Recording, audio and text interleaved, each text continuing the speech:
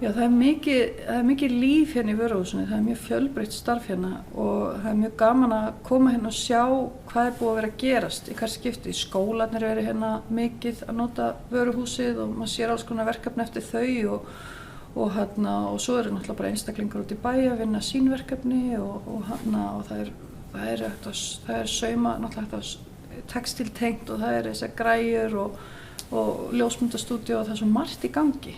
Og það er svo hægt að nýta svo marga möguleika hérna. Já, ég hef unnið ýmis verkefni hérna í vöruhúsinu. Ég hef til dæmis notað fræsarann til þess að búa til prótótýpur fyrir húsgögn. Ég hef verið að nota leyserinn til þess að gera mjög svona sérhæfð verkefni, stúta og alls konar fylgihluta og verkfæri sem ég nota í vinnunni og svo hef ég aðeins notað þrívítaprentarann líka, þannig að þetta er svona ýmislegt.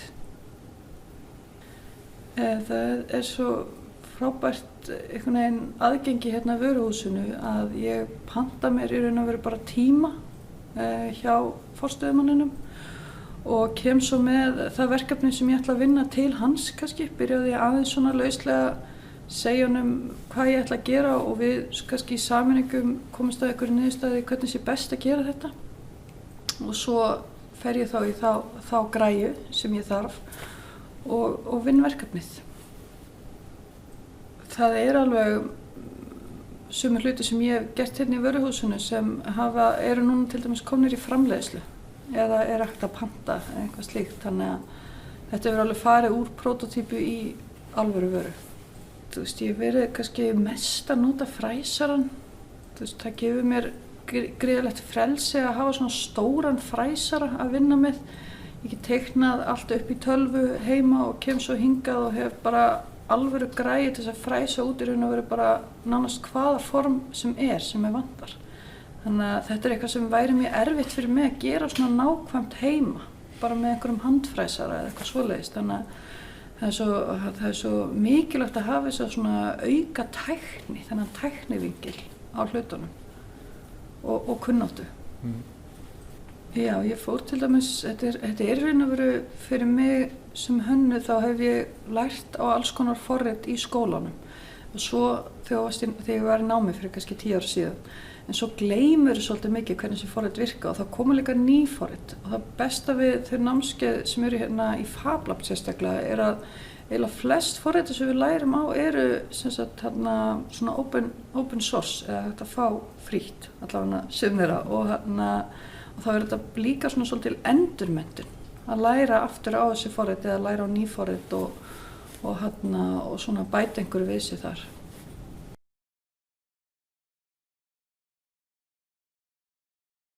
There is a lot of things that are coming, what you can do here in a warehouse, you know, from programming to electronics.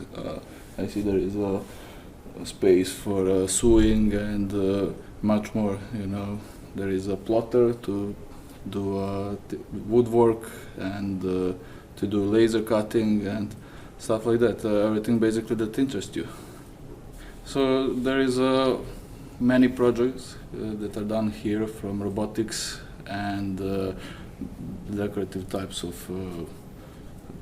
with the woodwork, and I've been working on the automatic pot for watering the plants, and while doing that I learned a lot about 3D printing, 3D design, working with the Arduino and coding it and assembling it completely from beginning to the end.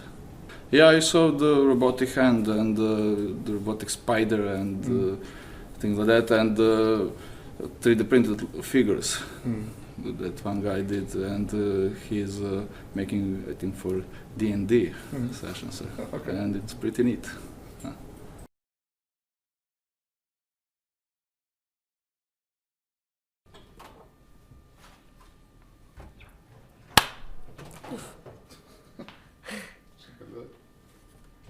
Starfið sem að fer fram hér er bara svona, það er bæði verið að vinna með svona þrívítaprentun og svo er, hvað ég að segja, svona stór fræsari, svona, já, hérna inni í einu litlu rými.